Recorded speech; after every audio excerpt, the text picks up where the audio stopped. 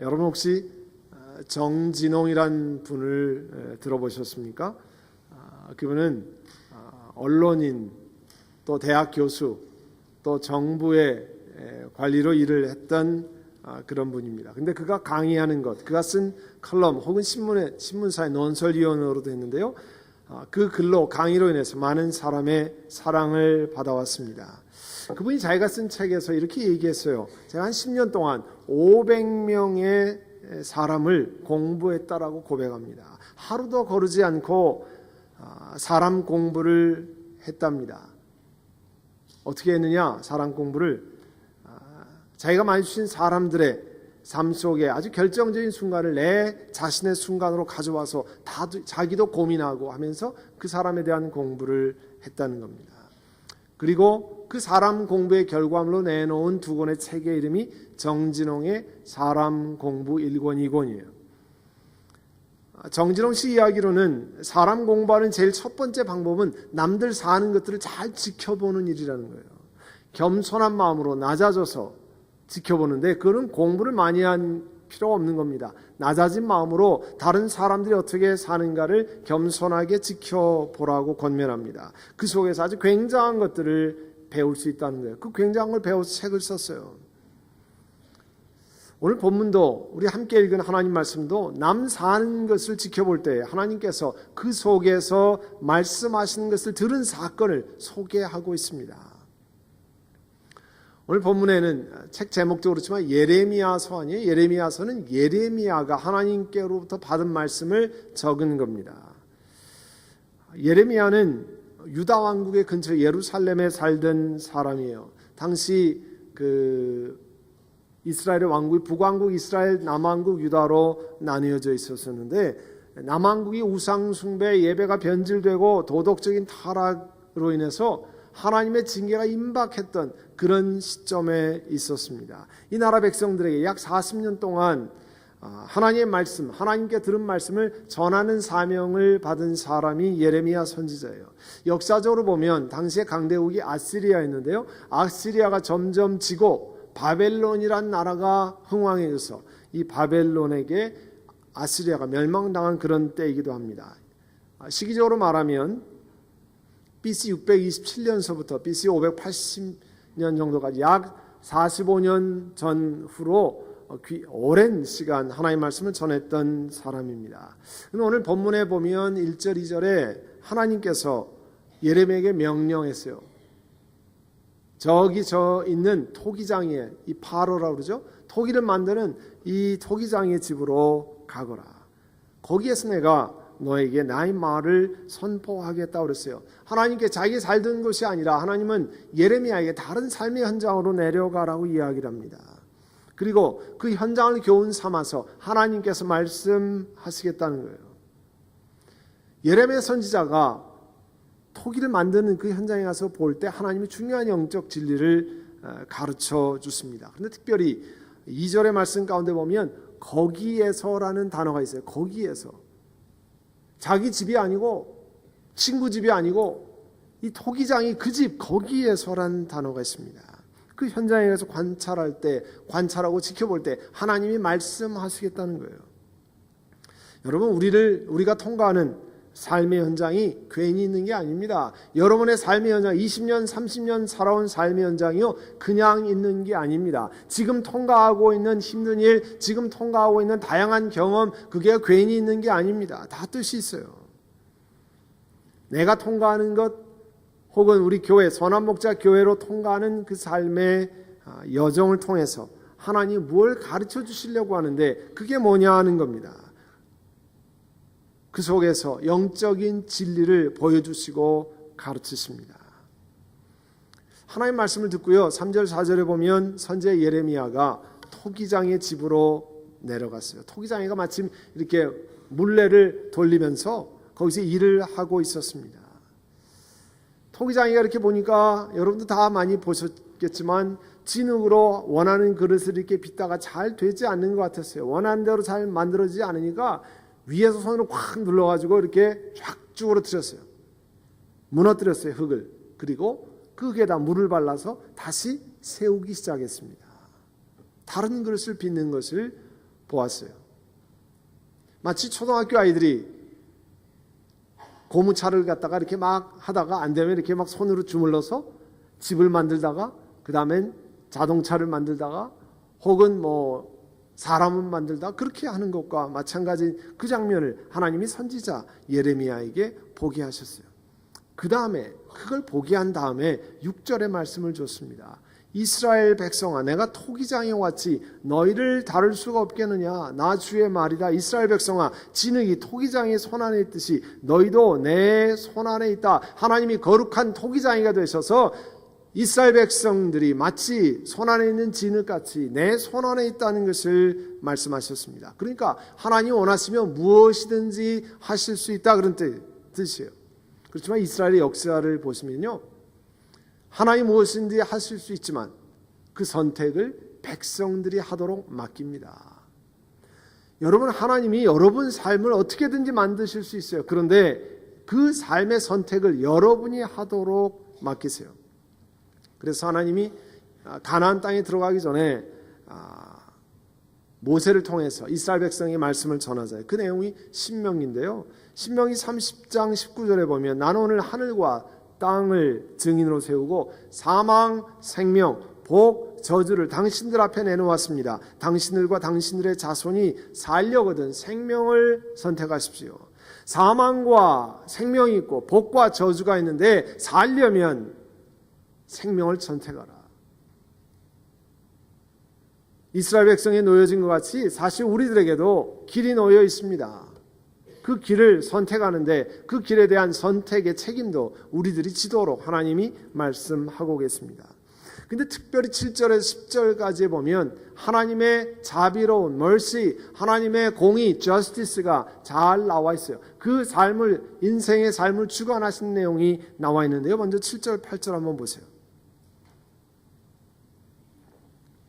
내가 어떤 민족이나 나라의 뿌리를 뽑아내거나 그들을 부수거나 멸망시키겠다고 말을 하였더라도, 하나님이 한 나라를 징계했다고 말을 할지라도 그 민족이 내가 경고한 죄악에서 돌이키기만 하면 나는 그들에게 내리려고 하는 생각한 재앙을 거둔다 그랬습니다.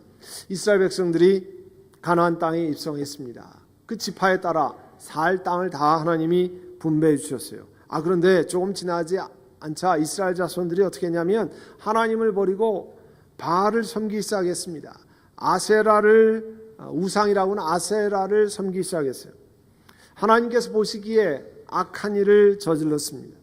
그래서 하나님이 징계하는 방법으로 이웃나라를 강성하게 만들어서 이웃나라가 이스라엘을 치고 이스라엘은 심각한 고통을 겪기 시작했습니다. 이웃나라에게 조공을 바쳐야 되고 적군이 와서 다스리고 고통스러운 시간이 시작됐습니다. 그때 이스라엘 백성들이 하나님, 우리가 잘못했습니다. 하나님 용서해 주시기를 원합니다. 이 고통스러운 상황을 바꿔주시기를 원합니다. 그렇게 기도하기 시작했어요. 오랜 시간 그런 시간을 겪으니까 하루 이틀이 아니에요. 성경 보면 몇 년 혹은 몇십 년의 삶이 그런 상황이 있어요. 그러니까 하나님 앞에 기도하지 않겠습니까? 여러분이 고통이 계속되면 한 주, 두 주 그러나 보다. 그러나 한 달, 두 달, 1년, 2년, 10년, 20년 되면요, 하나님 앞에 장사가 없잖아요. 엎드려서 부르짖고 하나님께 나올 수밖에 없지 않겠습니까? 그래서 하나님이 세워준 사람들이 사사라는 사람들이에요. judges라고 하는 사람들이에요. 그 이야기를 써놓은 것이 사사기 아닙니까? 그러면 하나님이 사사를 보내고 이스라엘 백성들의 징계하겠다는 마음을 돌이키셔서 다시 평화를 주셨어요. 여러분, 하나님이 선택한 이스라엘 사람들만 향해서 그런 게 아닙니다. 이방 사람들, 하나님이 선택한 이스라엘 사람들은 아니고 이방 사람들을 향해서도 그런 경우가 있는데요. 특별히 그 요나서를 보면, 예레미야 뒤쪽에 가면 성경에 요나서가 있는데요. 그 요나서에 보면 요나를 통해서 그 당시 아주 강대국이었던 아시리아에 대한 심판에 대한 선고가 있습니다. 그 아시리아는요, 당시에 다른 나라를 쳐들어가면 아주 악하게 했던 나라예요. 아주 잔인하게 했던 나라 가운데 하나입니다. 그래서 하나님이 요나를 보내서 그 아시리아의 수도 니느웨에 가서 하나님이 멸망하겠다는 말씀을 전하라 했습니다. 그래서 요나서 3장 4절에 가면 요나가 하룻길을 걸으면서 니느웨라고 하는 성읍을 걸으면서 40일만 지나면 니느웨가 무너집니다. 하나님 심판하십니다. 그 얘기를 전했어요. 그랬더니요, 이게 웬일입니까? 니느웨 사람들이 심판하시겠다는 이야기를 듣고 하나님 앞에 금식을 선포했습니다. 가장 높은 사람부터 낮은 사람까지 회개하는 것을 상징하는 베옷을 입고 하나님 앞에 나오기 시작했습니다. 이 소문이 니네 왕한테 전해지니까 왕도 임금의 의자에서 일어나서 걸치고 있던 왕복을 벗어버리고 굵은 베옷을 입고 잿더미에 올라앉았습니다. 그리고 백성들에게 뭐라고 얘기했냐니까 하나님께 부르주십시오. 여러분 나쁜 길에서 돌이켜서 바로 걸어가십시오. 힘이 있다고 휘두르는 그 폭력을 중단하십시오. 하나님께서 마음을 돌리고 혹시 우리 민족을 멸망시키려 노염을 푸실 줄 아닙니까? 우리가 그렇게 하나님 앞에 낮아지면 멸망하지 않을 수도 있습니다. 그래서 요나서 3장 10절에 보면 그런 이야기를 하고 나온 백성들에게 하나님께서 그들이 뉘우치는 것, 저마다 자기가 가는 그 나쁜 길에서 돌이킨 것을 보시고 뜻을 돌이켰다, 징계하겠다는 생각을 돌이키셨다는 말씀했습니다. 그리고 말씀하신 재앙을 내리지 않았어요. 여러분, 하나님은 자비하셔서 잘못한 것을 회개하면 이방 사람도 선택했던 이스라엘 사람도 그를 향한 징계의 계획을 바꾸세요. 그 얘기는 오늘 우리도 하나님 앞에 잘못한 것이 있지만 하나님 앞에 회개하고 고백하고 하나님 앞에 나아가면 하나님이 우리를 향해서 징계하시고 가르치시려고 했던 생각을 바꾸신다는 것을 말씀하고 있습니다. 아멘. 그래서 나는 이렇게 그 못된 일을 계속했으니까 하나님 앞에 어떻게 나갈 수 없나, 내가 체면이 있지. 아닙니다. 그건 원수 마귀가 하는 얘기입니다. 하나님은 언제든지 여러분이 돌이키시기만 하면, 하나님 앞에 나오기만 하면 하나님이 기다리십니다. 하나님 마음을 징계하시겠다는 마음을 바꾸십니다. 그래서 늦은 시간이 없어요. 하나님 앞에 나아가서 돌이키셔야 합니다. 여러분, 하나님께서 세상 모든 일의 주인으로 세상 모든 것을 이 7절 8절에 얘기하면 하나님이 세상을 다스리신다는 말씀을 강조하고 있어요. 우리 그리스도인들에게는 그냥 우연히 이렇게 재수가 안 좋아서, 재수가 나빠서, 아니면 재수가 너무 좋아서 일어나는 일이 없습니다. 하나님이 모든 세상을 다스리셔서 하나님의 주관 속에서 일어나는 것입니다. 그러면 질문이 생길 거예요. 목사님, 하나님이 다 주관하신다는데 하나님이 살아계시면 아니 어떻게 이런 일이 그 사람들에게, 어찌 이런 일이 내게, 어찌 이런 일이 우리 교회에게, 어찌 이런 일이 저 나라에 일어날 수 있도록 그대로 놔두십니까? 하나님이 살아계시고 하나님 주관하신다면서요. 그러나 성경 전체를 읽어보면 우리의 생각은 하늘의 생각과 달라서, 하나님의 생각과 달라서 땅과 하늘이 같지 않은 것처럼, 하늘이 땅보다 그렇게 높은 것처럼 높아서 다 깨달을 수 없다는 거예요. 깊은 뜻을 다 알지 못하기 때문에 그렇습니다. 오랜 시간이 흐른 후에 알 수 있고요, 수많은 일들은 하나님 앞에 가야만 그 뜻을 알 수 있는 것도 많습니다. 하나님은 저와 여러분이 경험하는 다양한, 우리 삶 속에 일어나는 다양한 일들을 통해서 우리를 가르치시고 우리를 새롭게 하십니다. 그리고 모든 것을 합력해 유익되게 만드십니다. 한번 요셉의 삶을 한번 살펴보죠.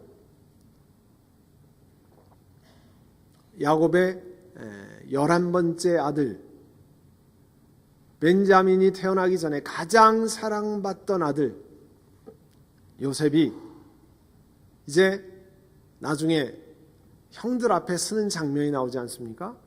형들 앞에서 이집트의 총리로, 프라임 미니스터로 서 있었습니다. 이제 자기를 팔아먹었던, 자기를 죽이려고 했던 형들이 앞자리에 있어요. 원하면 단칼에 처단할 수 있는 그런 권력자의 자리에 있었습니다. 그렇지만 그는 하나님이 내 삶을 주관하십니다. 하나님이 나를 인도하십니다. 하나님이 다스리십니다로 고백하는 사람이었어요. 그래서 창세기 45장 5절에 뭐라고 얘기했냐면요, 내가 형님들이 이집트로 팔아넘긴 그 아우입니다. 그 얘기 듣고 아마 기절초풍을 했을 거예요. 자기들이 죽이려고 했던 아우가 앞장서 있는데 자기들은 이집트의 총리가 자기들이 팔아먹은 동생인 줄 알지 못했습니다. 아예 그렇게 딱 공개하고 얘기했습니다. 이집트로 팔아넘기 나옵니다. 그러나 이제 걱정하지 마십시오. 그리고 그때 왜 그랬을까? 우리가 그때 조금이라도 동생의 울음소리를 들었으면 됐는데 그런 일 자체가 하지 마십시오. 형님들이 나를 이곳에 팔아넘긴 했습니다만 그러나 하나님이 형님들보다 앞서서 나를 이곳에 보내셔서 우리의 목숨을 살려주시려고 했던 것입니다. 45장 8절에 계속 이어집니다. 실제로 나를 보낸 것은 형님들이 아니라 하나님이십니다. 여러분 이게 말이 된다고 생각하세요? 형님들이 나를 보낸 게 아니라 하나님이 보내셨습니다. 본래요 양을 치고 있다가 편애를 받고 있는 동생 요셉이 올 때 그들이 죽이려고 구덩이에다가 집어넣습니다. 그리고 이집트에 가는 장사꾼들에게 팔아넘긴 것이 분명합니다. 이거는 형들의 악한 일 때문에 일어난 일입니다. 그리고 내려가서 노예로 팔려서 수많은 고통을 통과했습니다. 그런데 요셉은 뭐라고 고백합니까? 하나님이 나를 이리로 보내셨습니다. 형들이 아니고 나를 이리로 보내셨습니다. 바로의 아버지가 되게 하시려고, 바로의 온 집안의 최고의 어른이 되게 하시려고 이집트 온 땅의 통치자로 세우신 것입니다. 여러분, 하나님이 삶의 주인이라는 것을 고백하지 않으면 이런 고백할 수 없습니다. 그런 고통을 통과하고 온갖 어려움을 통과했는데 어떻게 그런 이야기를 할 수 있습니까? 하나님이 다스리신다고 하는 사실을 알기 때문에 그렇게 고백하는 거예요.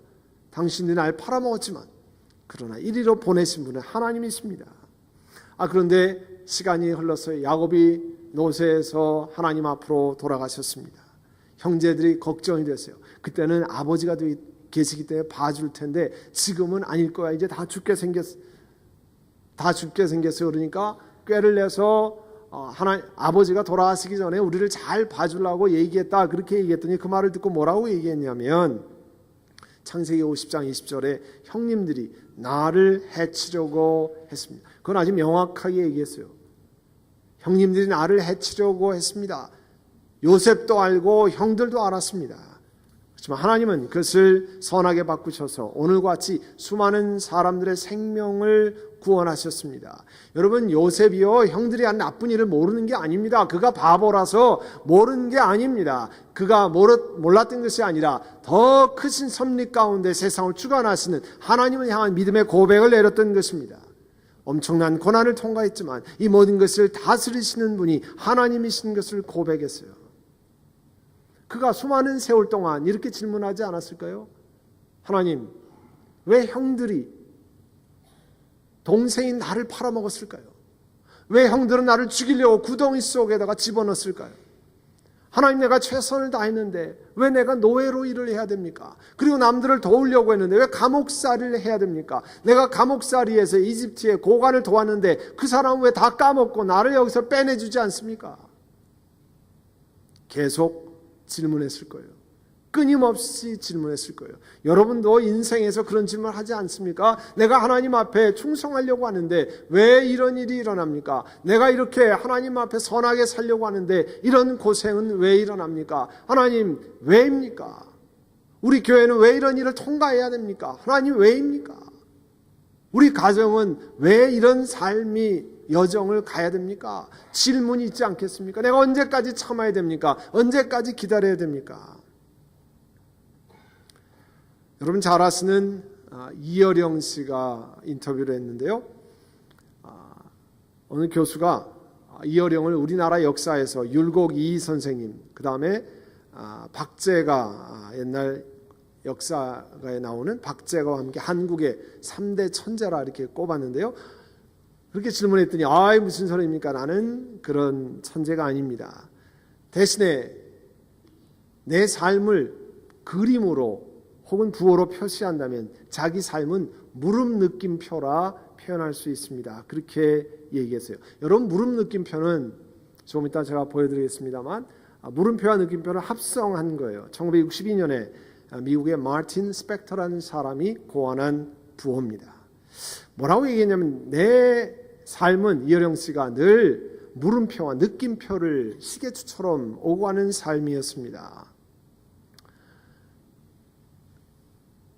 내 삶은 늘 물음표가 많았습니다. 왜 그럴까? 그가 한 대여살 됐을 때 형들을 쫓아서 아버지가 말썽 피우지 말고 형 쫓아가서 천자문이나 배워라 그렇게 했다는 거예요. 서당에 갔어요. 훈장 선생님이 가르치는데 제일 처음에 우리 한국에서 뭘 가르칩니까? 천자문을 가르치잖아요. 하늘천, 땅지, 거물연, 누를황, 천지, 현황 이렇게 네 자의 한자를 배우잖아요. 그래 한자를 배운 다음에 이 6살짜리 이어령이 질문했다는 거예요. 훈장 선생님, 왜 하늘이 검다고 하십니까? 왜 거물현자, 천현을 씁니까? 거물현자를 씁니까? 하늘이 제가 보니까 파란데요. 그랬더니 훈장 선생님, 야 이놈아, 밤에 보면 하늘이 검잖아. 그러면 이어령 씨가 또 얘기했다는 거예요. 아이 땅도 검어야죠. 밤에 보면 땅도 다 새카맣게 보이는데 왜 땅은 누렇다고 얘기합니까? 할 말은 훈장이 호통을 쳤습니다. 이 쥐방울 만한 녀석이 어디 와서 따져? 옛날부터 다 그렇게 한 거야. 그리고 쫓아냈다는 거예요. 그래서 내자 배우고 서당에서 쫓겨났답니다. 이어령 씨가.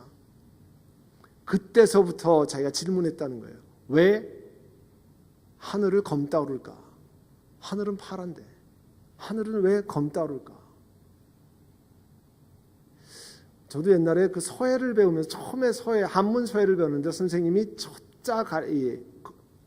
이 천자문을 가르쳤어요. 그래서 천자 쓰고 땅지자 쓰고 거물연 누르황 이렇게 처음에 배웠는데 그때 잠깐 생각하고 왜 하늘이 검다 그러고 지나왔어요. 그러니까 저는 천재가 못된 것 같아요.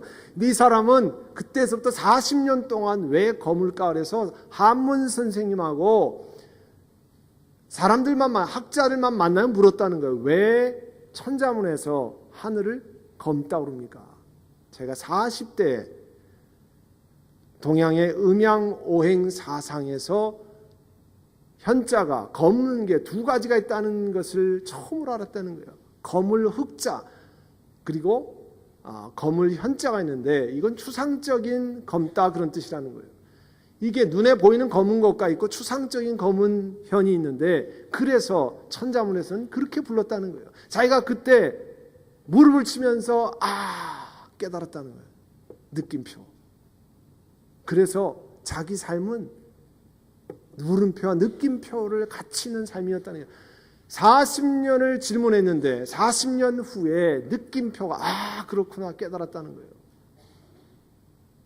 이거 굉장히 중요한 내용입니다.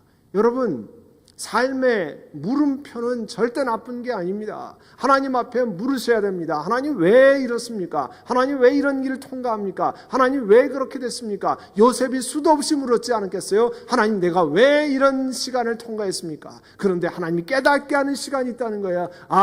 이렇구나. 자신들이 통과한 사건들을 살펴본 후에 요셉은 하나님 앞에 수많은 질문했겠지만 그가 총리가 된 다음에 사람의 수많은 생명을 건지고 자기 가족의 생명을 건져낸다는 사실을 깨달았을 때 이거구나. 그리고 그 고통스러운 시간이 다시 해석이 된 겁니다. 하나님이 다스리시는구나. 나는 몇십 년 후의 일을 도저히 상상하지 못했는데 몇십 년 후에 수많은 사람을 살려내기 위해서 우리 가족을 건져내기 위해서 하나님이 이 자리에 오게 하셨구나. 그렇구나. 느낌표가 왔다는 거예요. 하나님이 다스리신다고 고백하는 삶은 이런 삶입니다. 저도 여러분 삶이 그만 수많은 물음표에서 하나님께 묻고 하나님의 깨달으심을 경험하고 느낌표가 되시기를 바랍니다. 그런 시간들을 가질 수 있기를 바랍니다. 하나님은요 회개하는 사람을 용서하시고 그 삶을 생각을 바꾸시는 것뿐만 아니라 하나님 앞에 돌이키지 않는 것을 징계하시는 공의의 하나님이에요. 그게 9절 10절에 나와 있어요. 하나님이 어떤 민족이나 나라를 세우고 그 나라를 축복했다고 하셨더라도, 이건 개인에게도 마찬가지입니다. 어떤 개인을 축복하고 놀라운 은혜를 베푸시라고 생각했을지라도 그 백성이 10절에 보면 내 말을 순종하지 않고 내가 보기에 악한 일을 하기만 하면 나는 그들의 내리기로 한 약속의 복을 거둔다는 거예요. 하나님 축복하시기로 했는데 돌이키지 않으면 거두어 버리시겠다는 거예요. 하나님의 부르심을 받은 백성들이, 부르심을 받은 이스라엘이 하나님 앞에 순종하지 않고 등 돌리고 하나님 원하시는 삶을 살아가지 않으면, 하나님이 경고하시는 시간에 돌이키지 않으면, 제멋대로 살면 안 된다는 거예요. 하나님이 오래 참으시지만 돌이키지 않으면 하나님이 징계하신다는 거예요. 하나님이 인내하심을 악한 일을 마음대로 해도 되는구나 착각하면 안 된다는 겁니다. 여러분, 진흙을 가지고 토기를 빚다가 그 진흙을 완전히 다 버리지는 않았어요. 토기장이가 어떻게 했습니까? 진흙을 무너뜨리고 물을 발라서 다시 다른 그릇을 비웠습니다. 큰 뚝배기를 만들려고 하는데 잘 안 돼서 이번에는 화병을 꾸밀 수 있습니다. 하나님의 인내를 이야기해요. 하나님이 기다리시는 거지, 돌이키기를 기다리시는 거지 잘못한 것을 잘했다라고 얘기하시는 분이 아닙니다. 내가 마음대로 살아도 되고 마음대로 이렇게 범죄해도 되는구나, 아닙니다. 성경 그렇게 말씀한 적이 없습니다. 하나님은 돌이키도록 기다리시고 경고하실 뿐입니다. 그래서 11절에 보시면 하나님께서 예레미야에게 유다와 예루살렘 주민에게 가서 전해라, 나 주가 말한다. 요즘에 가서 전해라가 대세 아니에요? 가서 전해라. 예? 가서 전하라는 거 예레미야 보고, 내가 너희에게 내릴 재앙을 마련하고 준비하고 있으니까, 너희를 칠 계획을 세우고 있으니까 너희는 가서 자기의 사악한 길에서 돌이키고 너희의 행동과 행실을 고치고 회개하라는 거예요. 하나님의 진노에서 벗어나려면 반드시 회개하고 돌이켜야 된다는 겁니다. 여러분이 죄악된 것이 생각이 나면요, 돌이키는 시간을 가져야 됩니다. 하나님 앞에 회개하는 시간을 가져야 됩니다. 하나님 앞에 내려앉아서, 하나님, 그때 내가 잘 알지 못하고 그랬습니다. 그때 내가 교만해서 그랬습니다. 하나님, 내가 교만했습니다. 하나님 용서해 주시기를 원합니다. 그렇게 돌이키셔야 됩니다. 그런데 그렇게 말하면 이스라엘 백성들이 이렇게 얘기할 거라는 거예요. 12절에 돌이킬 필요 없다. 우리는 우리 생각대로 살아가겠다. 각자 자신의 악한 마음에서 나오는 고집대로 행동하겠다 할 것이다는 거예요. 내 마음대로 살겠다는 거예요. 세상에 사람들이 제일 좋아하는 게 내 마음대로 아니 내 마음대로, 자기 하고 싶은 대로. 그런데 성경은요, 제일 복된 삶이 제 마음대로 사는 거다, 지 하고 싶은 대로 사는 거다, 그렇게 가르쳐주지 않습니다. 하나님의 뜻 가운데 사는 것이 복된 삶이라 가르칩니다. 하나님 인도하심 따라 사는 것이 복된 삶이라 가르칩니다. 제 마음대로 사는 게 좋은 삶이 아니에요. 행복해 보이고 즐거워 보이지만 하나님의 진노를 불러오는 삶일 수 있습니다. 백성들에게요, 악한 길을 돌이키십시오, 잘못된 길을 돌이키십시오, 그렇게 얘기했는데, 오늘 본문에 있지 않지만 예레미야 18장 18절에 뭐라고 말씀하는 줄 아세요? 저 예레미야를 잡아 죽이자 그랬어요. 잡아 죽이자. 그를 말로 헐뜯고 그의 가르침을 무시하자고 생각했습니다. 저 사람 말고도, 예레미야 말고도 우리에게 말씀 가르쳐줄 선지자가 많고 제사장이 많으니까 저 사람을 잡아 죽이자. 이걸 보면요, 올바른 말을 전하고 하나님의 뜻을 전하는 게 얼마나 힘든 건지를 알 수 있어요. 올바른 걸 전해도 내가 돌이키기를 원치 않으면 올바른 걸 전한 사람을 잡아 죽이자는 거예요. 사랑하는 성도 여러분, 오늘 주신 하나님 말씀은 하나님이 우리를 다스리신다는 걸 명확하게 말씀하고 있습니다. 하나님 앞에 징계받을 일을 했어도 하나님 앞에 회개하고 돌이키면 하나님 마음을 바꾸십니다. 그러나 반대로 하나님이 축복을 주기로 약속하고 하나님이 놀라운 은혜를 주기로 약속했을지라도 여러분이 하나님께 등 돌리고 내 마음대로 가면, 내가 원하는 대로 가면 그 축복을 하나님이 거두신다는 거예요. 거두실 뿐만 아니라 징계하신다는 거예요. 그러나 하나님은 오래 참으시는 하나님이라 그 기간 동안에 돌아서라 말씀하는 겁니다. 선한목자 교우 여러분, 인생의 여러 여정에서 이해되지 않을 때 많습니다. 고통스러운 시간은 많이 있습니다. 왜 이런 일을 통과할까? 그럴 때 여러분 삶에, 여러분 가슴에 물음표를 찍으십시오. 하나님, 왜 그렇습니까? 하나님, 내가 힘듭니다. 하나님, 내가 고통스럽습니다. 하나님, 내가 왜 이런 시간을 가져야 됩니까? 왜입니까? 물음표를 물으세요. 그러면 하나님이 여러분 삶에 아, 그렇구나 하는 느낌표를 찍어주실 때가 올 겁니다. 기도하겠습니다. 그럼 이 시간 우리 함께 같이 기도하려고 합니다. 우리 한번 통성으로 같이 기도할 때 하나님, 내 삶에 이런 물음표가 있습니다. 이런 시간들이 있습니다. 이런 고통의 질문들이 있습니다. 하나님, 왜입니까? 하나님, 이 문제를 해결해 주시기를 원합니다. 도와주시기를 원합니다.